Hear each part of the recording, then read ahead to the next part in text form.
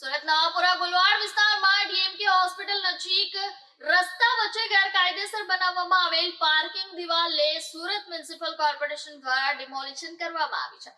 અનેક ફરિયાદ મળ્યા બાદ મનપા અધિકારીઓએ સ્થળે મુલાકાત લઈ કાર્યવાહી હાથ ધરી હતી. આ દિવાલના કારણે મુસાફરોને રસ્તા પર તકલીફોનો સામનો કરવો પડતો હતો.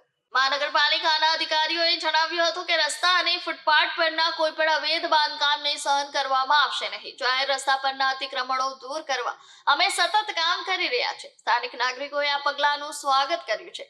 એક રહીસ્ત્રી નામ ના લેવાની શરતે કહ્યું હતું કે આ દિવાલના કારણે રસ્તાને સાંકડો બન્યો છે અને ટ્રાફિક મુશ્કેલીનું કારણ બનતી હતી. પાલિકાની આ કાર્યવાહી યોગ્ય છે. ગત કેટલાક મહિનાઓથી સુરત મહાનગરપાલિકા શહેરભરમાં ગેરકાયદેસર બાંધકામ અને રસ્તાને અવરોધતી દિવાલો અને અન્ય અતિક્રમણો દૂર કરવા માટેનું વિશેષ અભિયાન ચલાવી રહી છે. આ કાર્યવાહીમાં રાજકીય ભેદભાવ વિના તમામ વિસ્તારોમાં કામ ચાલુ છે. અધિકારીઓએ સ્પષ્ટ કર્યું છે કે જાહેર સરકારી જમીન પર કોઈ પણ પ્રકારનું અનધિકૃત બાંધકામ માટે પૂરતી નોટિસ આપ્યા બાદ જ ડિમોલિશન કાર્યવાહી કરવામાં આવી છે. નાગરિકોએ પણ જાહેર જમીન પર અતિક્રમણ ન કરવાની અપીલ કરવામાં આવી છે.